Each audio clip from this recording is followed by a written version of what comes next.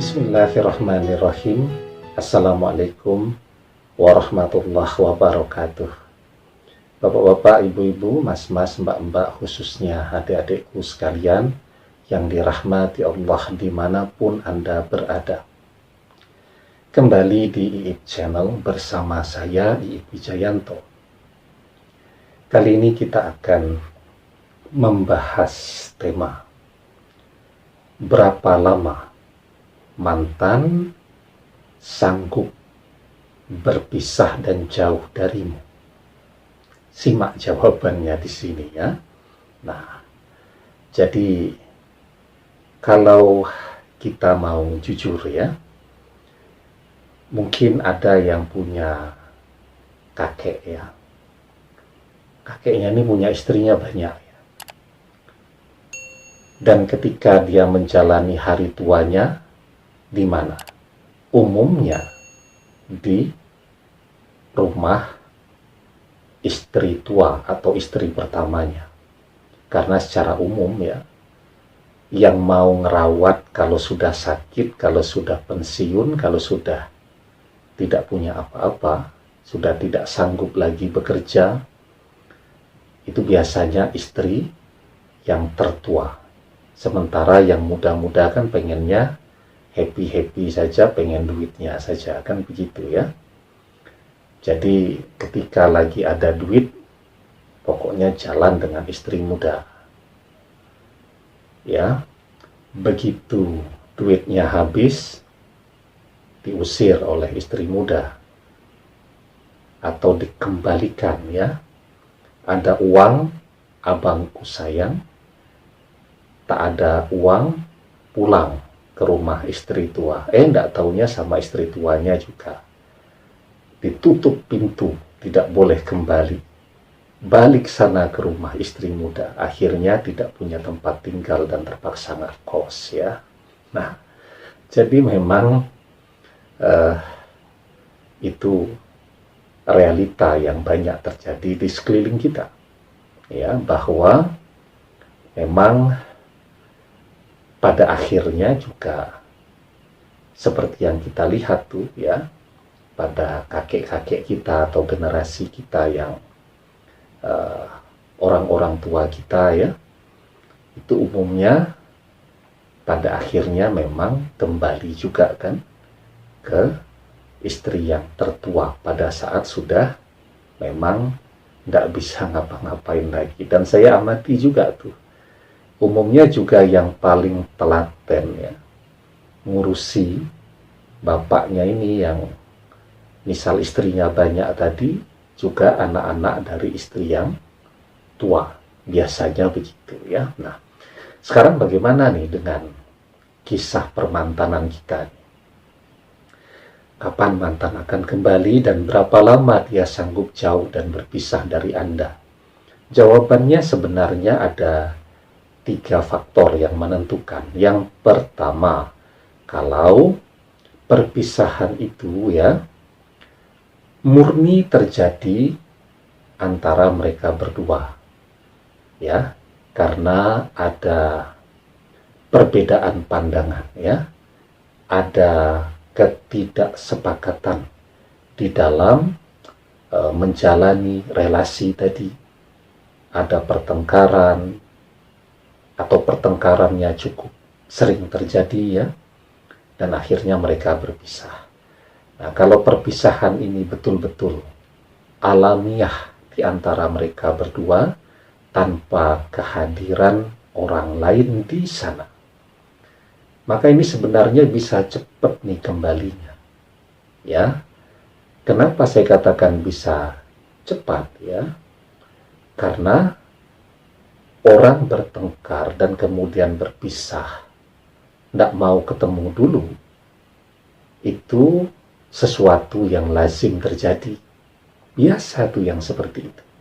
Ya, jalan pisahnya 2 hari, saling memblokir 2 hari, terbit lagi rasa kangen, rasa butuhnya, dan kembali. Ya, kenapa kemarahannya bisa cepat reda? Kebenciannya bisa cepat sirna, Jawabannya karena tidak ada yang manas-manasi di situ. Jadi kalau mereka hanya berdua saja berpisah, maka itu cepat untuk bisa kembalinya. Ya. Nah, yang kedua, bagaimana kalau di sana ada unsur orang ketiga? Nah, ini relatif lebih lama ya.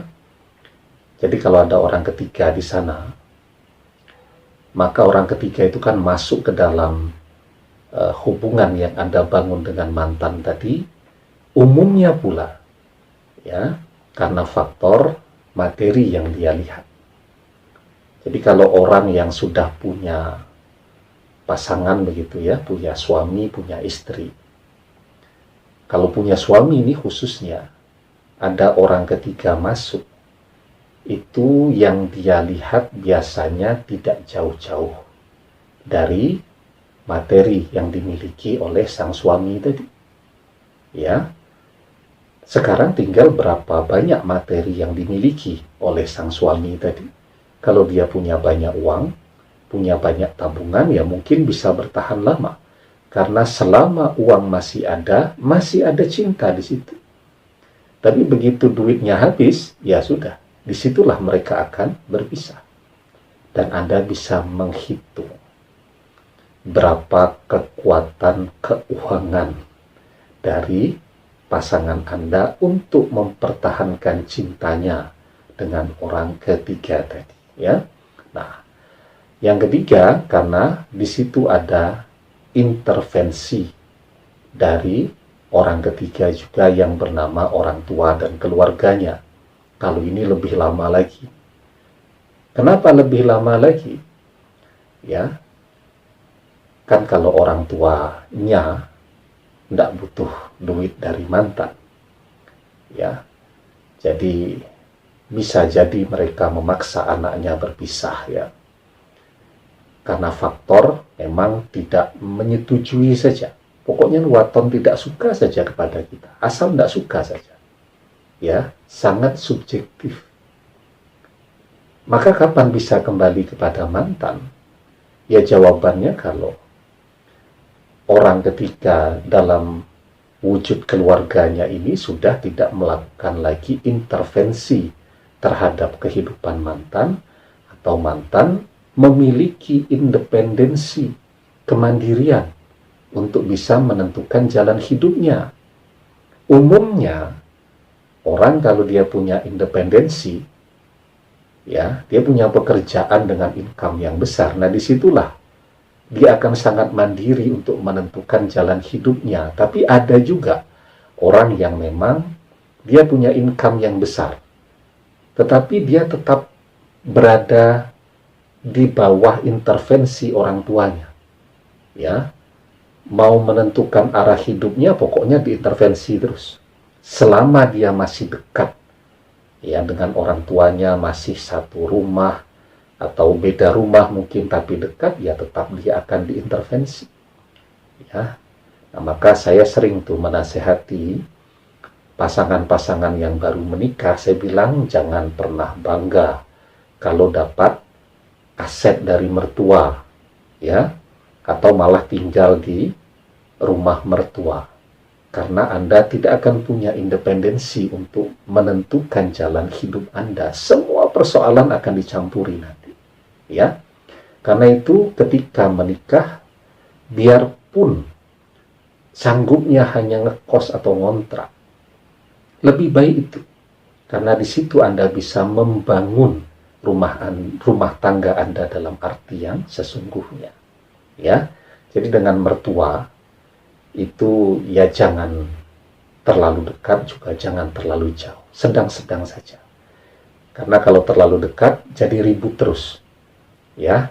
Tetapi ketika terlalu jauh juga tidak enak kan dilihat orang, ya. Nah, jadi itu 3 hal ya.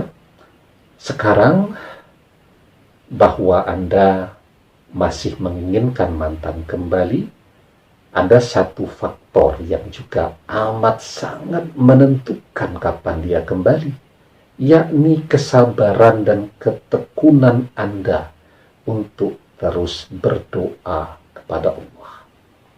Ya, maka di dalam surat Al-Mu'min ayat yang ke-60, Allah Subhanahu wa Ta'ala mengajarkan kepada kita, ud'uni astajib lakum, innal ladzina yastakbiruna an ibadati sayadkhuluna jahannama dakhirin. Berdoalah kepadaku, niscaya ku perkenankan baginya, sesungguhnya orang-orang yang menyombongkan diri dari menyembahku akan masuk neraka jahanam dalam keadaan yang hina. Ya, siapa itu orang yang menyombongkan diri dalam beribadah kepada Allah? Misal kita yang tidak mau berdoa, ya, adalah saya malas berdoa, lama banget terkabulnya, itu termasuk ke dalam kelompok orang yang menyombongkan diri. Ya, malas berdoa, tidak mau berdoa, atau tidak yakin dengan doanya. Ya, karena itu kalau Anda pengen mantan kembali, berdoa terus dan minta kepada Allah. Ya, dan berdoa itu adalah ibadah. Ya, jadi berdoa itu adalah ibadah. Kapanpun mantan kembali dari doa yang Anda panjatkan pun, insya Allah Anda sudah mendapatkan pahala dan kebaikan. Demikian, semoga bermanfaat.